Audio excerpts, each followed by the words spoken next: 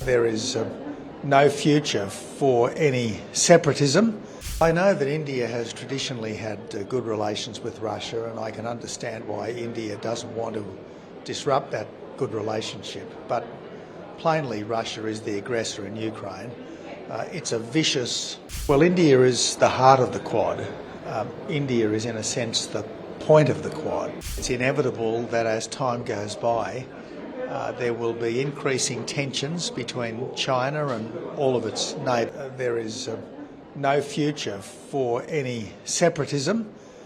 I think that people who might be unhappy with the status quo should work within the system to make it better, rather than engaging in divisive and at times potentially violent activities against modern, democratic, pluralist India.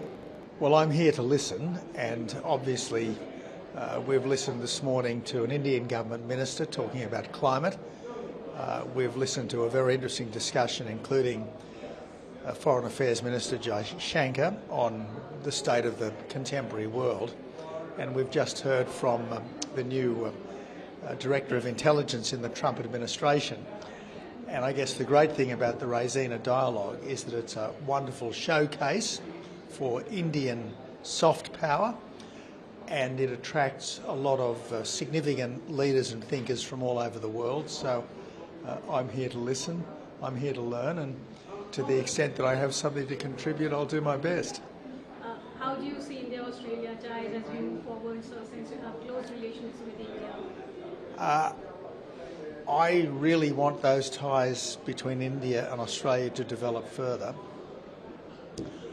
I think that it's inevitable that as time goes by, there will be increasing tensions between China and all of its neighbours. As long as China remains a communist dictatorship, I think it's inevitable that that will sadly be the case. And I think it's going to be very important in that event for all of the democracies of the Indo-Pacific to stand together, not against anyone, but in favour of the rule of law, in favour of peaceful coexistence, and against coercion and bullying. So India is the host for the Quad summit this year. Mm-hmm. What are your views on the Quad, and what can we expect from this year's Quad, and how important is India as a part? Well, India is the heart of the Quad.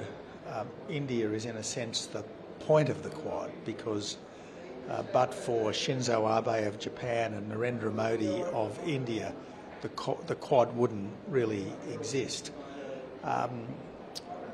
If it develops as it should, the Quad will be the most significant geopolitical development since the formation of NATO. I stress that the Quad is not against anyone, but what it's for is really significant.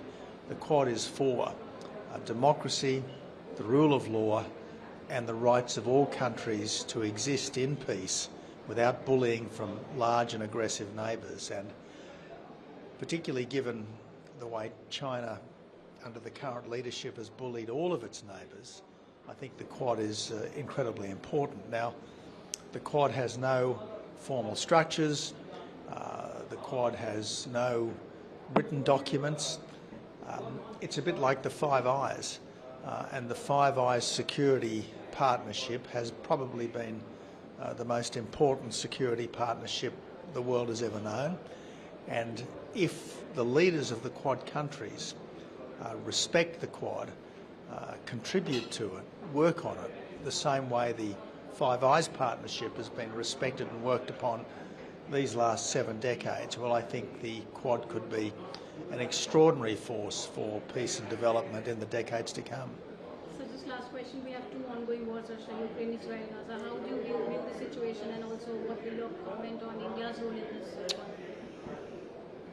Well, I know that India has traditionally had good relations with Russia, and I can understand why India doesn't want to disrupt that good relationship. But plainly, Russia is the aggressor in Ukraine. It's a vicious imperialist war that Russia is waging in Ukraine. I can understand why everyone wants to see the war come to an end as soon as possible. I want to see the war come to an end as soon as possible, but it's got to come to an end on a just basis. And if the Ukrainians are expected to trade territory, it's got to be for real security. And the only real security is security guaranteed by the presence of serious troops from serious countries that will ensure that any ceasefire does not just become a brief pause.